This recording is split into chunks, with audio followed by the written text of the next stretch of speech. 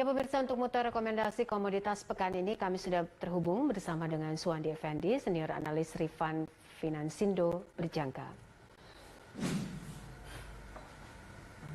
Ya, Pak Suwandi, seperti apa volume transaksi komoditas pekan hingga sore ini? Apa yang mendominasi?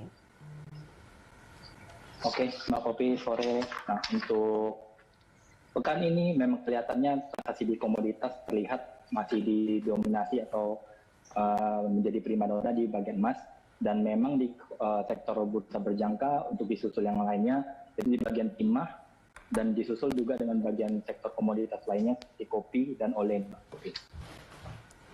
Oke, lalu pergerakan harga komoditas seperti apa ini kalau kita lihat perbandingannya dibanding pekan lalu, apa saja sentimen yang berpengaruh mungkin untuk hari ini? Kalau untuk pekan ini terlihat sekali kalau bagian sektor emas memang menjadi yang terdepan ya Mbak Bopi, dilihat karena memang kondisi pasar pasca pengumuman The Fed, terlihat memang kondisi pasar ini memang ada efek turun dari data pekerja. Nah, terlihat memang kondisi pasar dirilis pada Jumat kemarin terlihat mempengaruhi harga pasar di bagian sektor emas untuk ditutup lebih menguat. Sedangkan di sektor komoditas lainnya seperti minyak itu mengalami kenaikan tipis, kemungkinan masih melemah ya Mbak, ketika dilihat dari sektor pasar di Amerika yang bersiap untuk melepas stoknya di bursa seperti itu. Oke, untuk fluktuasi pasar emas sendiri seperti apa dan juga mata uang aset pasca pengumuman The Fed? Untuk sepekan terakhir memang terlihat kalau emas sendiri cenderung lebih mengalami peningkatan ya Mbak Popi.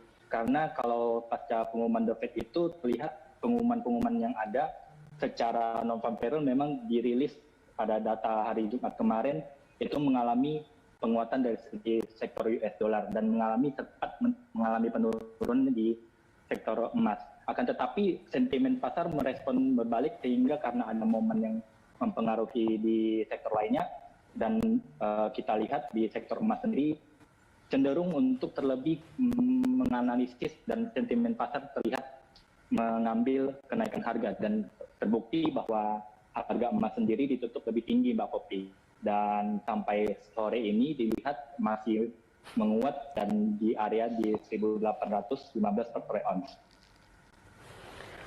Oke, lalu apakah ada potensi buy on dip untuk emas di November ini?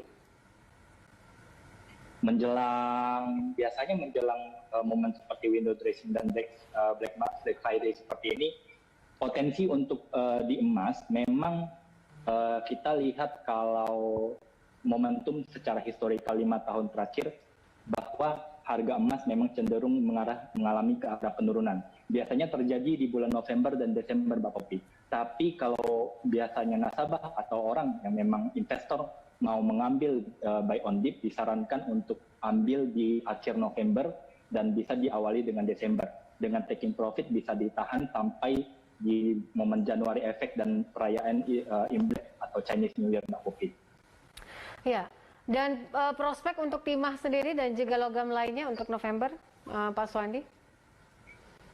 Oke, kalau untuk timah sendiri memang secara pasar fisik kita lihat di timah di Bursa Berjangka Jakarta atau Jakarta Futures Exchange memang mencapai harga 39.000 US per metric ton ya Mbak Popi.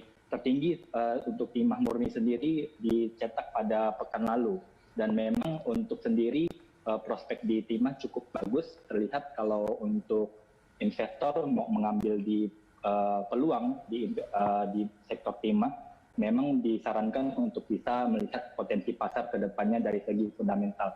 Apalagi kita melihat kalau di timah sendiri memang menjadi salah satu komoditas yang dipilih atau dilirik oleh para investor yang bergerak di bidangnya masing-masing seperti itu Mbak Putih. Ya, baik. Terima kasih Pak Suwandi untuk informasi dan juga analisanya. Pemirsa, Suwandi Effendi, senior analis Rifan Finansindo Berjangka.